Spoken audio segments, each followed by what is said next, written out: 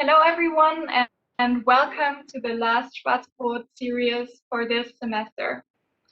Today we will not talk about the house of an architect like we did the last couple of weeks, but instead we will talk about the house of a whole city.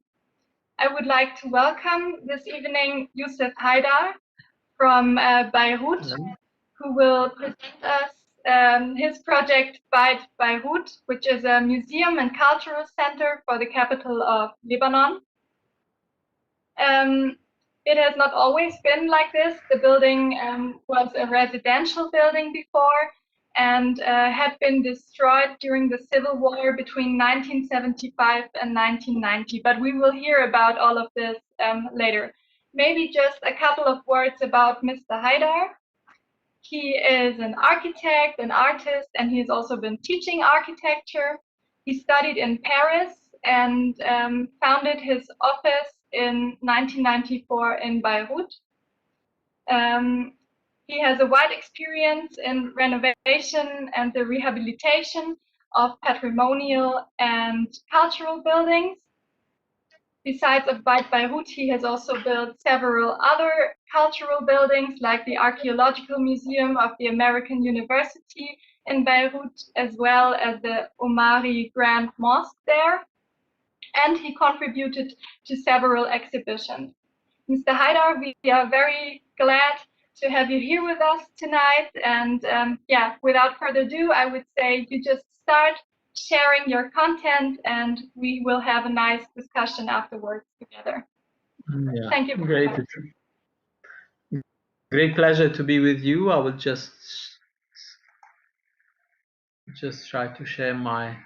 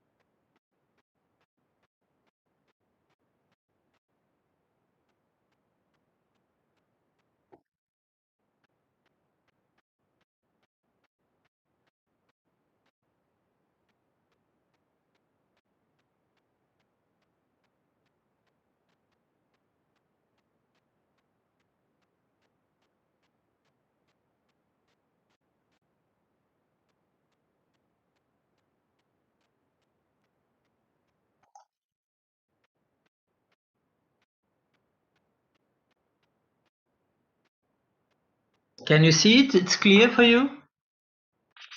Yes, I can see it. Okay. So I will start talking about this project. So mainly, it's a Beirut is a very old city with multiple layers and constructions, and still a lot there. The building we'll be talking about was located along what we used to call the Green Line. You know, this blue line that is here. The Green Line was a separation between Beirut East and West Beirut, and the city has been separated for over 17 years during the war period. And this building is really located on a very particular articulation called the Sodico articulation, where there are two main streets, Independence Street and Damascus Street, that meet. So it's really a clear connection, a gateway between the two cities, and was there for a long time. And the strategic position and strategic location, we'll see later how it has been transformed into a real war machine. But originally, it's a particular building with wonderful architecture, beautiful architecture. Started building back in 1924, first phase of construction, built by an eminent architect, Lebanese architect called Youssef Haidar, who started by building the ground floor and the first floor with a very particular language, architecture language, which corresponds really to that era, which is really a neo-Ottoman architecture with these broken arches, these simple windows. There are certain details. Then the second phase back in 36 was done by a second architect called Fuad Qazah, who was one of the first architects engineers who added the gallery and the two remaining floors. And at that addition, we have a new language that was added there. Two different languages, in fact. One of them is a bit Rococo style because they started using the concrete at that time.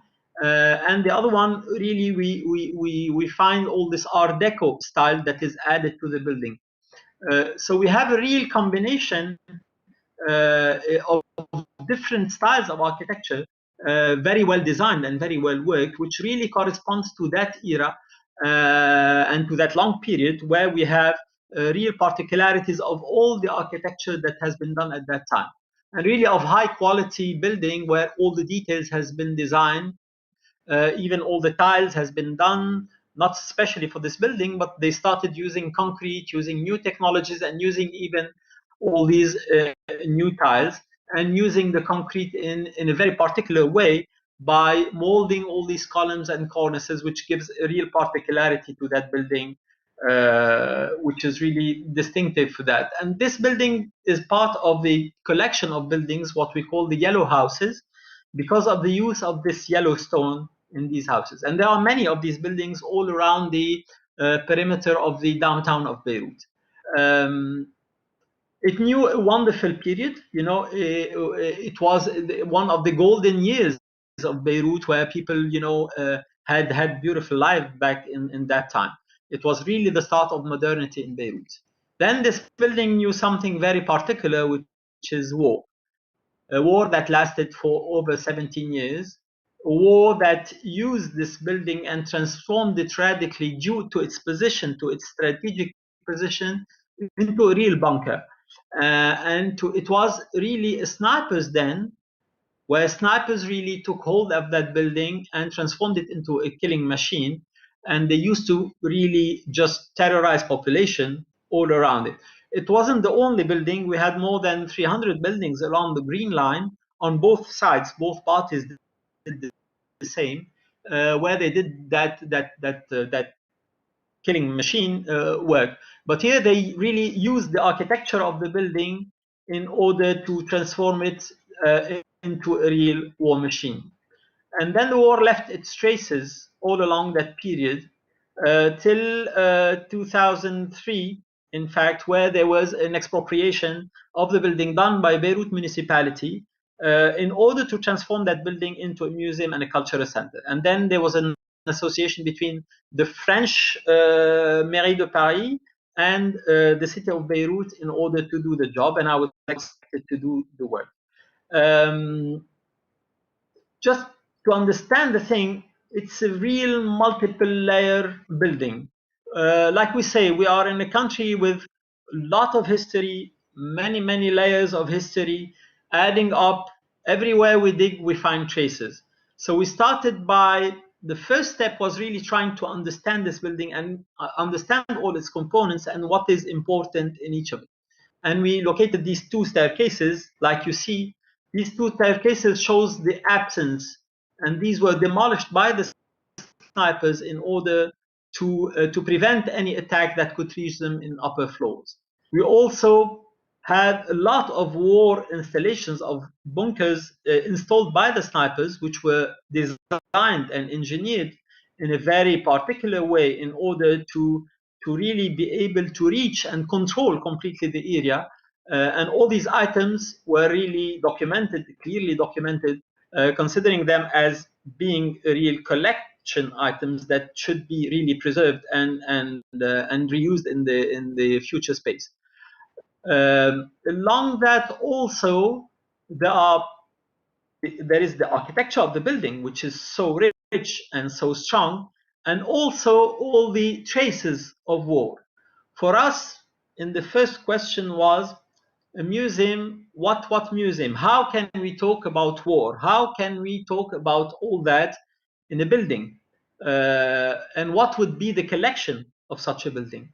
And very quickly, we saw that we had a huge collection that was there, and the collection is all the traces of time, all the traces of war, all the impacts, all the scars, everything in that building. These layers and layers and layers of memory were considered by us as an important collection that needs to be preserved.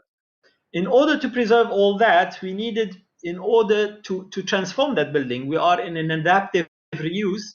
This building needed a real transformation and an adaptation to its use from an originally residential building to transform it into a museum and a cultural center. So we had to add this addition, and this addition is really on the back in a part of the building where we mainly added a kind of connective circulation that would connect all the parts of the building and create a new vertical circulation which will really connect all the building, preserving the original building with all its components and traces in order to transform it into an exhibition space and a museum. And the addition would host clearly a cultural center with mainly a research and documentation center with a vertical circulation connecting all of it. We still get into the building through its original axis. We still preserve the original courtyard that used to be here by creating that real connection between a new layer added to the building with a distinctive language and the original building that is still there and totally preserved and protected. This is a general section in order for you to see how things were connected.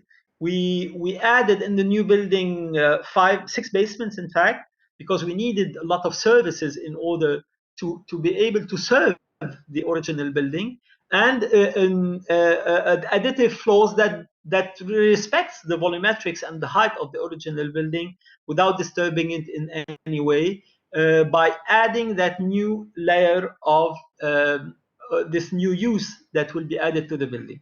Because the idea very quickly, we are in a country where we didn't do any memorial duty. In all of Europe, in your countries, everywhere, a real memorial duty has been done after all the wars that happened. Here we had so many wars, one after the other, and we never did any memorial duty. So things keep on happening, and we keep on getting from a war to another without any accountability, and at the same time without any memorial duty that has been done. So we went and after the war, we went through a process of amnesty, a general amnesty that was a very quick one, which led, in my belief and the belief of many, to a general amnesia, because no work any has been done on a memorial duty and try to understand what happened and what took place there. So for us, this was the occasion to create a place, a center, where this memorial duty can take place. So by offering a clear tool for this memorial duty to be able to be done through different elements. One of them is the museum by itself, with the collection of traces and of the building and its architecture, and the other building, which is a research and documentation center, where we can really researchers can do a huge work by communicating to the public and receiving the public in order to be able to do that memorial duty. So we just created a tool that is really there, open to the public, at the disposition of the public, in order to be able to do that job. The approach we chose in that, like I told you in the beginning, the idea was really saying the collection is here, the collection is the building by itself, and the collection is also all these traces of time. In all paint wall, scars, all the impacts on the walls. All this for us was major collection, and for us needed to be treated as a collection and needed to be preserved and protected through that. So the idea was to add to that building what we call the prosthetic elements. I always considered that building as a living being, not at all considering this building as, you know, stones and that. For me, it's a living being. It's a person like us. He's or she's a person of 90 years old with scars, like many of the Lebanese, with traces, hidden traces and apparent ones. And the idea was not to do any lifting or to do any, you know, Botox, if we can say. The idea was really to preserve all these traces as an open book. And if some part is missing, like a part of a body, a leg or an arm or an eye, we replace it by a prosthetic element. So here we added clear prosthetic elements that are of different nature from the original one, and having a real function, which is totally functional, in fact, to preserve the building and, you know, and give it a new life through that. And at the same time, all the prosthetic elements marks clearly the absence. The prosthetic element, you know, there is this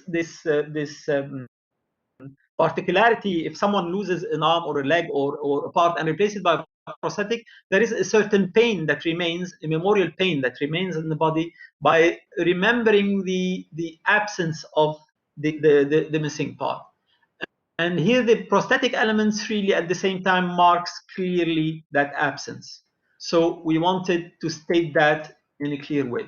And at the same time, the new edition has a total different language, which is a contemporary language, totally adapted to our time. It's a real tool, totally equipped with all the technology, ecological friendly. You know, we did it in a way where really we create a real tool that can be totally helpful and serving the original building in its use.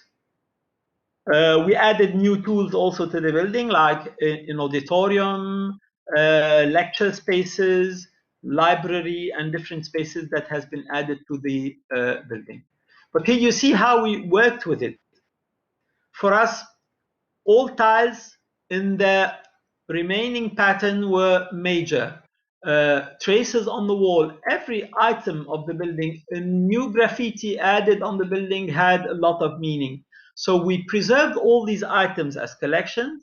We lit them, we protected them fully, and we documented them at the same time. And the difference between this place and a traditional museum, you know, a traditional museum, generally you look at artifacts behind, inside a showcase, behind a glass. As for this museum, you are inside the collection. The collection starts on the street by the elevation of the building, and then as you go through the building, you discover the collection and you are totally immersed inside the collection, where you live it directly with clear connections between the existing and the new added layer, like they did, like the original architect working on this building did. You know, they added layers of different languages and different eras.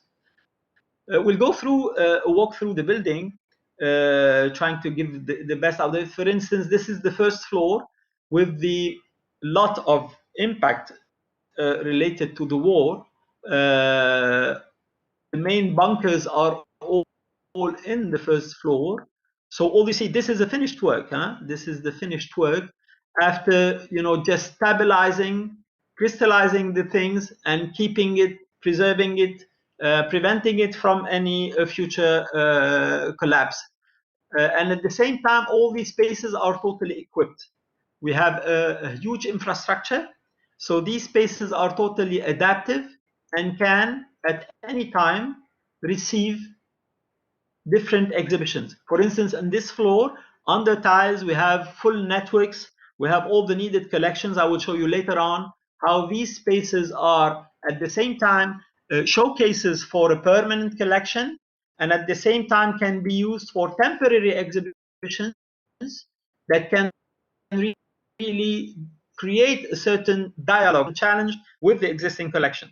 So inside the showcases, we can also display temporary exhibitions talking about memorial aspects. Sometimes the work here is really very, very small. We had to work on these very fragile sandbags where we had to preserve them also, and every time creating this new technology that will permit us to preserve things and to prevent them from going down. And as you go in these spaces, you see every impact has been preserved. Every shape of impact has been preserved in a way where really any researcher working on this building can really learn a lot from the original impacts, etc. Even the traces of some lamps or cables or everything, all you see is really the finished work, like it's been used for a few years now as an exhibition space, and all you see around you is the permanent exhibition. So this is the first floor. What's interesting also about it is this preservation of all layers, you know, of the patterns of the demolition that took place. You know, every impact for me was really important to be preserved as is. Some images on the prosthetic elements. The prosthetic are purely structural elements. We didn't want to copy the original structure and rebuild it like it was. We needed to preserve this absence and these traces. So all the elements has been designed by engineers in order to respond every time to the needs. This is clearly the new building added on the back, with always, as the travelers go through the building, he goes through these central staircase, connecting things all together and having a direct visual connection with the researchers working in their offices. We didn't want at any time to have, you know, that separation between a researcher and the population that will be coming, because there is a work that needs to be done and needs years and years of work around the memorial aspect. So the addition is in a clear way of a distinctive language.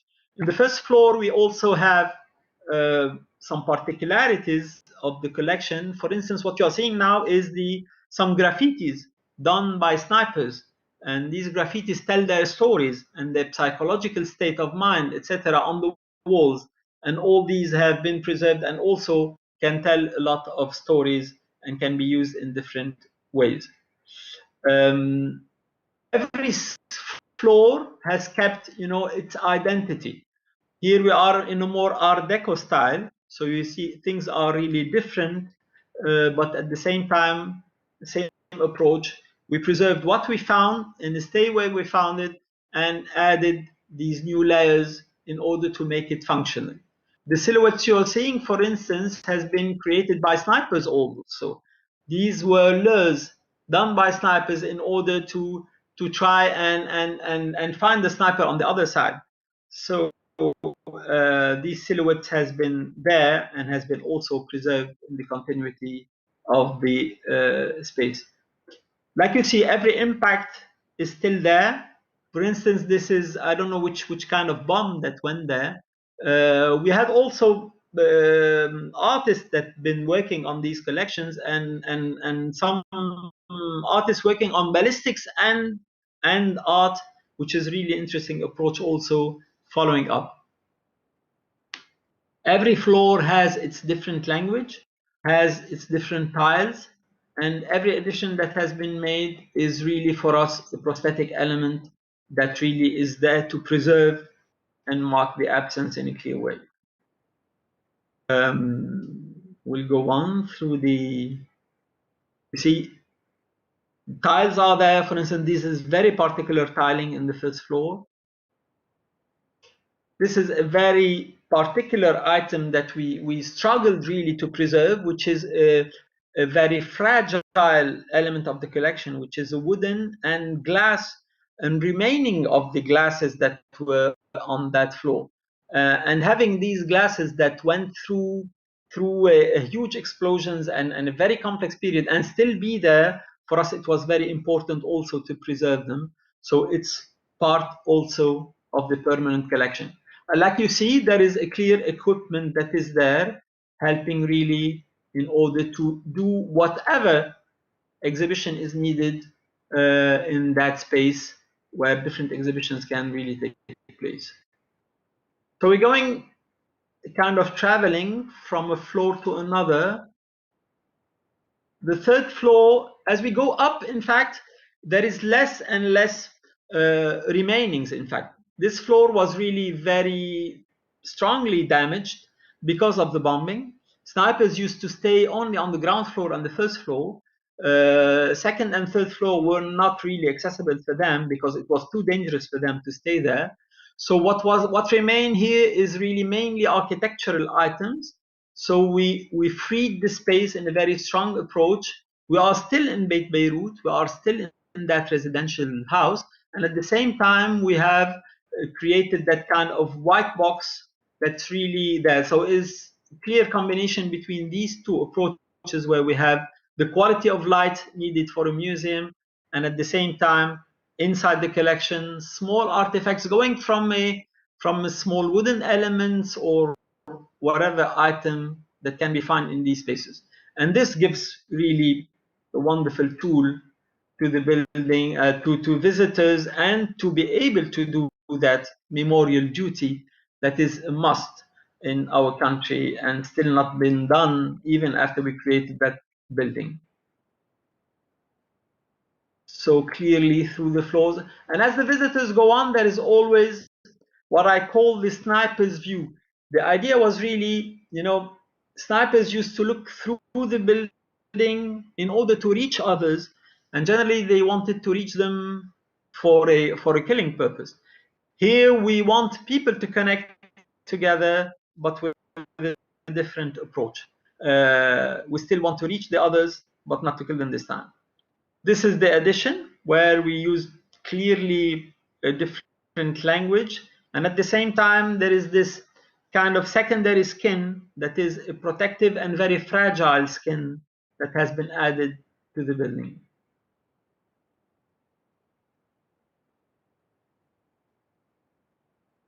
I will get you through some exhibitions that have taken place in that space. Some of them related clearly to the subject we're talking about. This was one of these exhibitions, and I'll have to see also how this space used to live clearly with visitors that really got through it, and this eye that can go through walls from a level to another and still be able to connect in all levels of the building. Wherever you are located inside this building, you can always reach to others in different floors, in different locations. And artists can really take hold of that building by doing their art installations. This is, for instance, one of the performances that took really place inside it and was really there is a clear, straight, direct connection between the visitor and the performer, which is really a very strong approach also. Voila. I end up with this image, which really shows all at the same time, the prosthetic elements, the traces, the architectural elements, and which is really that combination that we really worked on very hardly. It's a project that took us 10 years of work because we are working with a very particular subject and a very particular building. And we had to be very delicate in all the work that has been done as our first memorial duty towards our country. Thank you. Thank you very much, Mr. Haidar. I'm just quickly waiting for you to, yes, exactly. So thank you very much for this very interesting lectures. I'm sorry if there have been any problems with the connection. You know, we all try our best, but sometimes internet gets in the way. But I'm sure you could hear the sound very well at least, and also see the pictures. So maybe we just start with one of the questions from the live chat, which was, how long did the construction process of the refurbishment take in total? The project as a whole took 10 years. From the first day we started the design till the end of the construction. The construction works took 3.5 years approximately, close to 4 years, with the direct presence of myself every day on site. Yeah. I was wondering, your whole approach, like you talked about the building, saying considering it as a living being of 92 years with wounds, scars, and missing parts. This kind of approach, is this something you learned in architecture school? Like, would you say this is something you were taught? Is this something that comes from your personal interest, or how did this approach evolve? Now, clearly, this is I never learned that at school. This is something where I really, it comes from my personal experience and from my life, and this is how we can get through these. And really, it comes also from all what I lived in this country. You know, first of all, I lived the war. I lived a big part of the war, so it left major traces in my mind and in me, and it was very important for me and for my country to do that kind of work. So it really, this is why it took us so long, and it was a complex process. But really, it's a total personal approach, and um, to my knowledge, no one taught me that. What I learned from school of architecture is to be very contextual, is to be very connected to the environment I'm working with, to the culture I'm working within, and this what brought me at the same time to do that kind of approach. Yeah. Was it clear to you from the beginning that the building would play such an important role in the memorial practice of the city, and let's say also be an example for the whole country? Like, was that clear to you when you started the project? Yes, from day one, this was the aim. From day one, it was clear for us. It was the last building. What happened in our country just after the war. Like I said in the beginning, there was this um, this general amnesty, and very quickly people went on wiping the traces. They wanted to wipe every trace of the war. So a lot of buildings have been demolished. A lot of traces of the war has been demolished, and there was still this building and a few other ones that were there with the traces still remaining there. But there was, a kind of urge for them to wipe all the traces. Like, a criminal, once he commits a crime, he go on and wipe the traces behind him in order not to keep any trace of the crime he did. And we had that same approach here, where quickly they wanted to forget about the past and wipe everything off. Because at the same time, the people who did that war were in power and are still in power. So most of the criminals of the war are in power, are actually now governing or non-governing the country, and leaded the country to the state it is actually now. So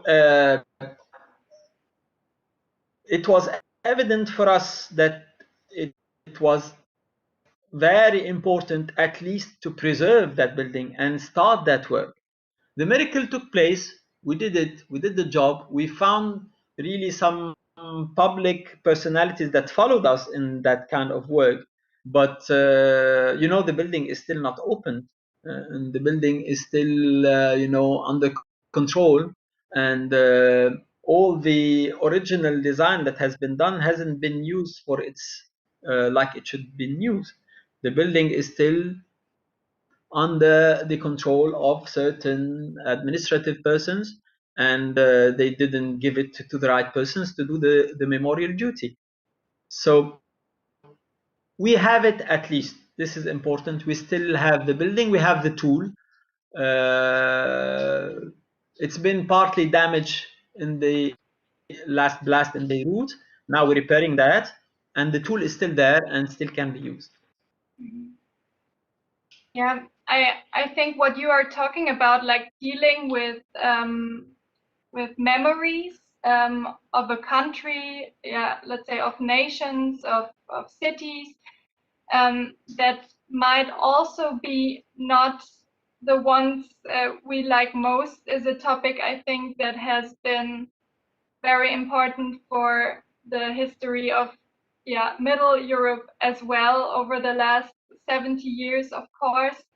I think that these challenges are something that a lot of countries, or all countries, have to deal with, because I think these tendencies to wipe out the time layers, you were talking about layers of your project, the tendencies to wipe out the time layers which nations don't like, still come up in all the countries. So I think it's super interesting to see your approach in dealing with this. Have you had any kind of inspiration when starting the project? Like, was there any other project you were looking up to? I'm thinking about maybe Carlos Gapa or something, who is in a way also dealing with things similarly in some projects. Was there anything you could look up to? Yeah, Scarpa is I'm in love with Scarpa. This is clear. I love Scarpa very strongly, and at the same time, I love Luis Cahn's work also. But really, the thing is really to be totally connected to a context. Getting back to the memorial approach, you know, I'm not specialized in restoring buildings. It's not my job originally. I'm really a simple architect that work a lot on museums. So, but working in a country like ours and in a world like ours, where you have so many traces and so many layers of memory and so many, wherever you work, wherever you cannot just work like out of context, you know, just work like in the middle of the desert, or I don't know what, knowing that even in the middle of the desert there is a context and we should work with it. But I'm talking about this approach of having these phantom cities where, you know, it can be anywhere, any place in this world. It could be in Dubai, or it could be in China, or it could be whatever places, and we have these buildings that are there with no identity, no connection to any context or to any culture of any kind. This is something really I despise in a way, and I love strongly to work with the context, whatever this context is, and most strongly with our context, where you have layers and layers and layers of memories and history, and at the same time knowing that people generally have a very selective memory and very reductive memory. In our country, we have 18 communities, 18 different communities supposedly living together. These 18 communities, each one of them has a selects in its own memory what corresponds to her and forgets about all the rest. There is not kind of national, of let's say common memory that really connects everyone together. Well, are very few of us that really are working on that approach, saying there is a kind of common memory that is really something we should work on and work with and work strongly contextually with it. Voila, inspiration. Like I told you, many architects that work within the context and preserve all these layers are really strong and interesting for me. And adding, I believe also I'm very progressive in the approach where I believe in adding new layers, not just copying the old systems, but always adding a new approach in a very evolving approach, not the traditional what we call école de Chaillot restoration approach, not at all. Yeah, definitely. Yeah, I totally agree with you. Do you think that this is something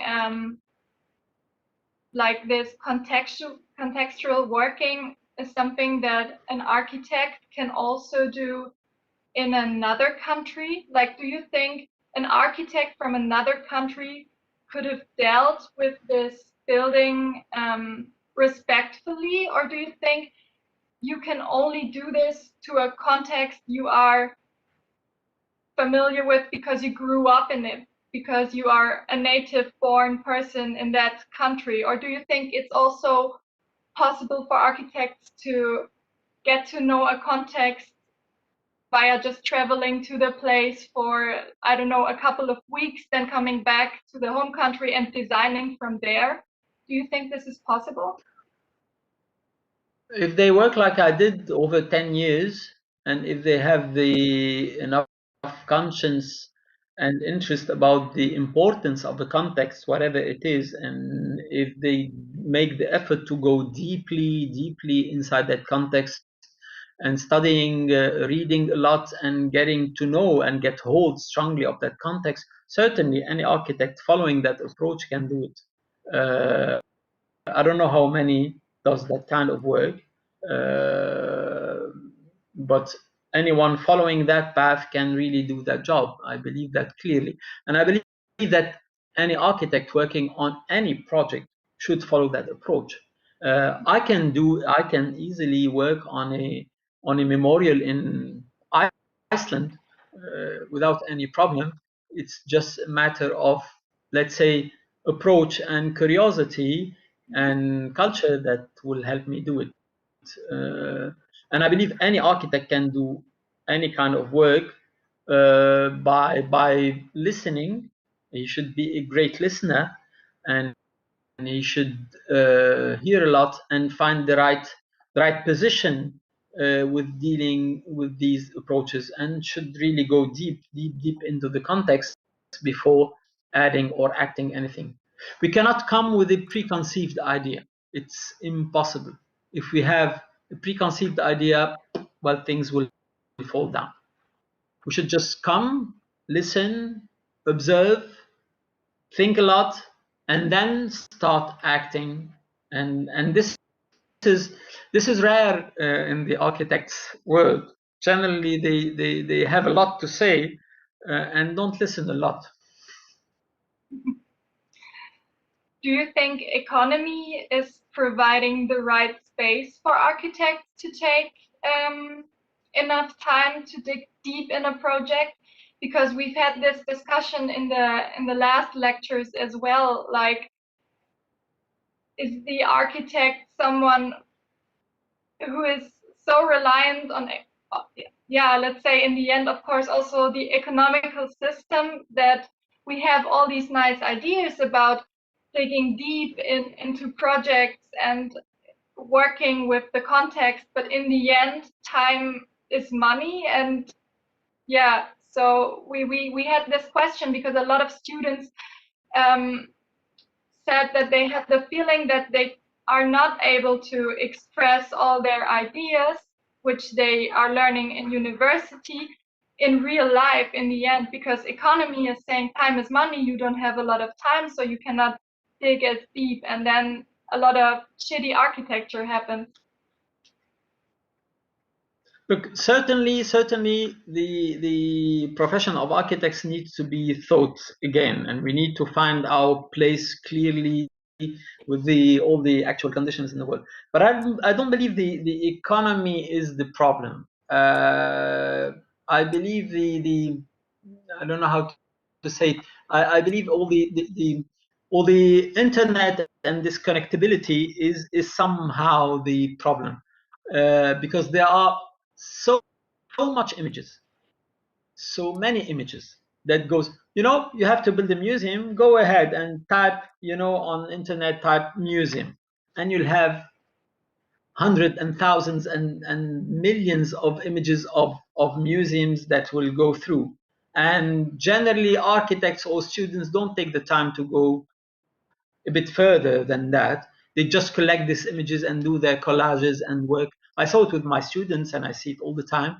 You know, this excess of connectivity, this excess of images we have is really what is destroying our work, which is what is disconnecting us from the context. It's not a matter of time, it's really a matter of being disponible. I don't know how you say it in English, but being available, in fact, to have that availability of listening and looking and trying to understand, and not coming with a preconceived idea. It's very easy to go on and stick as many images as you want on a project, saying a museum, okay, I have 30 images, and it goes very fast, and economically it's worth it. That's not the approach. I generally don't like to see any images once I'm working on a project. I don't get inspiration, like they say, because they go on inspiration. And I don't believe any architect should get inspiration in any approach. He should follow an approach, a very clear approach. And I believe if we reached what we reached in architecture, it's also due to us. It's due to the architects and how they want to get a lot of money very quickly, and how they want to go as fast as that.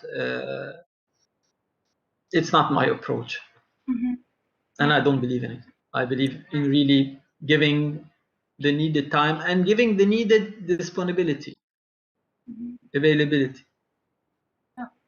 Yeah, I think it's a good point that you're making, that this whole globalization, with all the benefits it brought to the world, also led to a kind of recycling cycle of ideas in architecture, especially, where we kind of like reproduce things we see somewhere else, which are built in a very specific context, and try to just take them and put them into another context, and don't really ask whether they fit or don't fit.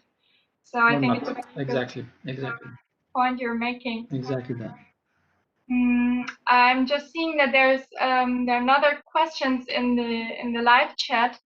So one of the questions is heading towards the port blast, like the explosion, the catastrophe, which happened in August 2020 in Beirut. And the person is asking if the fragile parts of the building had any damage. Like, did something happen to the Beirut building with this explosion? No, light damage, mainly glass, and we have some participants that are helping in order to replace all the broken glass, but no major damage. At the same time, the building has been very well renovated structurally, which helped it a lot in supporting that kind of blast. Because we worked a lot on many buildings, all buildings, memorial buildings, patrimonial buildings in Beirut, and all the buildings that hadn't been restored or preserved over the years has known huge damage. But the buildings we have restored and worked on and treated the structure has easily supported the impact, and only secondary the destructions took place. Yeah. Maybe then just staying with this topic quickly.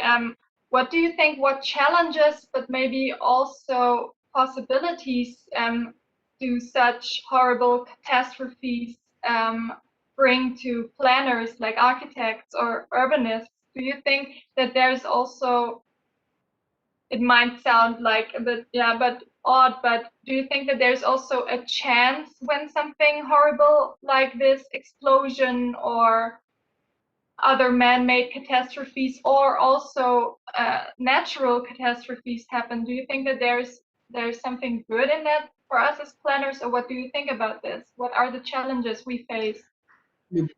Generally, personally, I believe that crises are of can be and should be very constructive.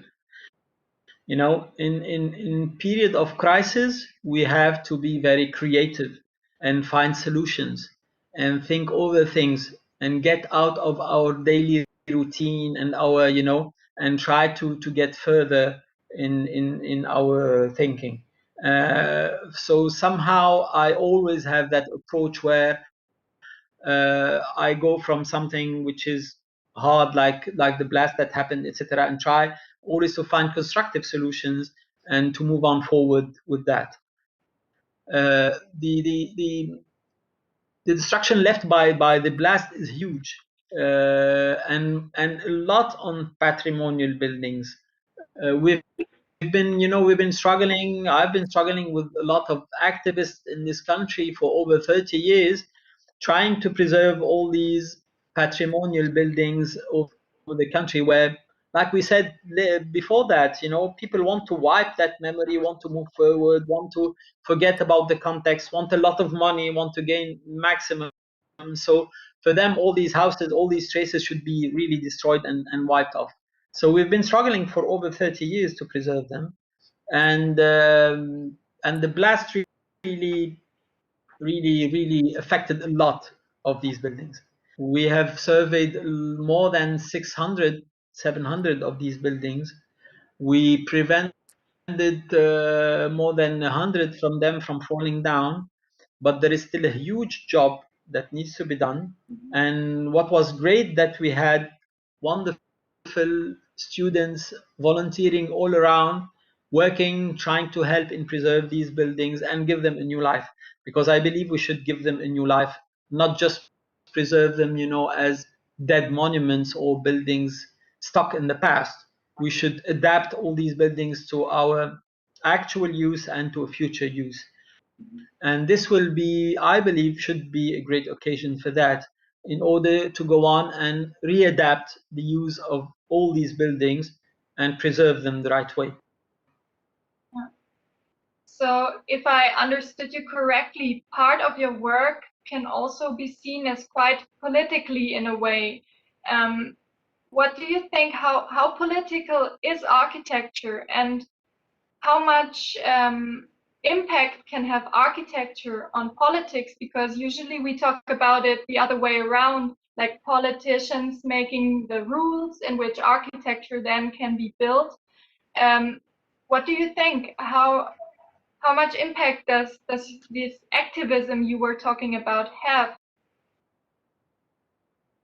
You know, the impact of architecture on people and on the society is huge. We underestimate it generally, but it's huge. You know, we build the context in which people live, work, have pleasure, everything. We build all that context. So we have a huge responsibility towards that.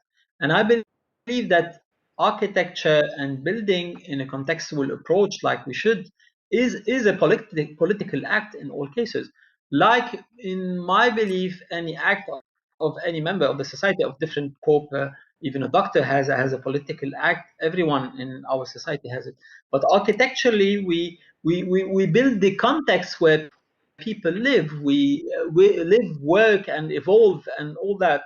So we have a huge responsibility, and need so to have that kind of political consciousness, and to have a clear. Somehow we have a political action that is taking place, with different scales. You know, working on a memorial space has a huge political impact. Working on preserving a patrimonial buildings in a city, or not even buildings, but also neighborhoods and context, is also a huge responsibility for that, and needs and have a huge impact on the life of people and therefore on the political approach. We also at the same time need politicians that will support our approach, which is something very rare. We don't always have we rarely have the politicians that really have enough vision to understand all that and really to do the right actions, going from urban planning up to reach the architectural details around it. But I believe we have a major responsibility that we should take. Really, it's not about star system. There is a star system that's now is there around the architecture, big names. We have a lot of stars, and also we have some very good architects between these stars. But what we need is real architects that are really on the ground in the context, working with people, working with our cities, working with our memory. This is how we should recreate a new architect's job, which is originally our job, and this is in fact a political act. Yeah, I totally agree with you. You were talking about working with people as one part of the architect's profession. In one of the lectures in one of the design classes I'm taking, we had the Lebanese designer Paola Zakir as a guest, and she's the one who also made this connection possible. So thanks to Paola for watching. No, but what I wanted to say was she was talking about how important craftsmanship was in her work when she was working in Lebanon. And I can only imagine that as an architect, it must be the same. And she was talking about how craftsmanship is decreasing, like how less and less craftsmen are available in Beirut, for example. Is this something you are experiencing as an architect as well? And then what does this mean for you, for the solutions you can work out? Like, how close did you work together with craftsmen, and what happens if they are gone? I don't believe we have problem with that. We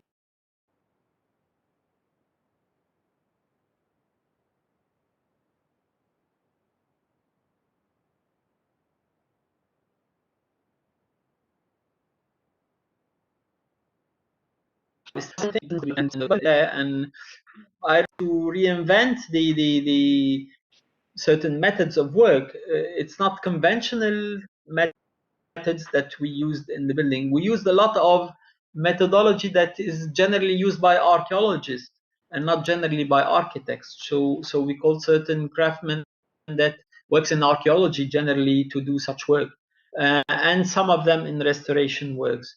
So we have very specialized craftsmen in the country, and this is not missing really. But when I talk about working with people, also is working with the future users, with the future inhabitants of these buildings. Most probably working on public buildings also is very important.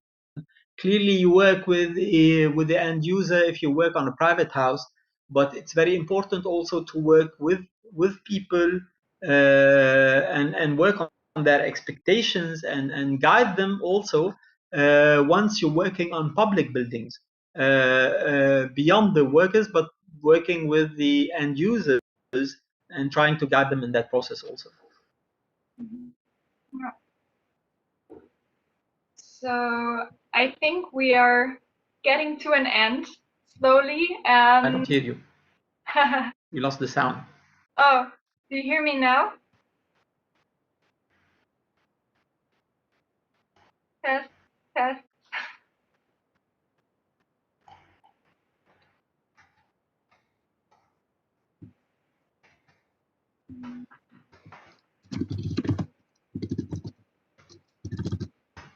Can you hear me now, Mr. Haidar?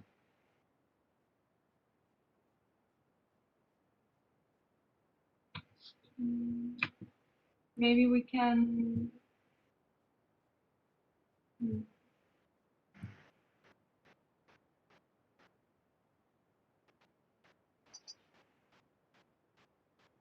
Can you hear me now?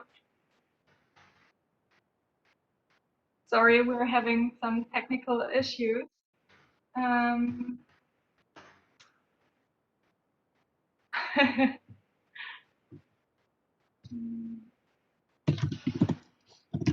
Just a second, we will try to get back.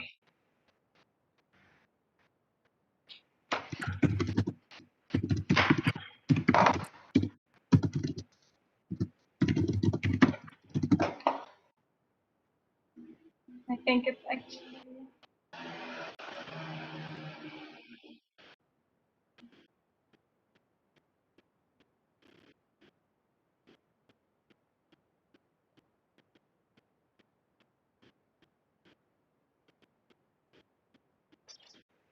Okay, I don't know if you can hear me or see me now. Yeah, I think, yeah, what I wanted to say is that we wanted to come to an end slowly, so I will say... Sorry, I don't hear you at all. Yeah.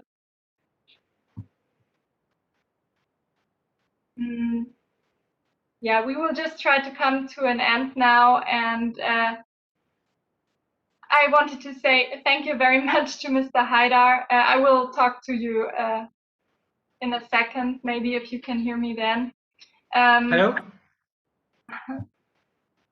Otherwise, we will just stop the live stream now. I wanted to say thank you to the whole Schwarzbrot team for this lecture series. We will see each other again next winter. We will work out if it will be in presence or digitally like we did it now. Yeah, big thank you to all the participants, to all the speakers, to all of you guys who asked all these good questions. And I'm looking forward to seeing you again very soon. Thank you.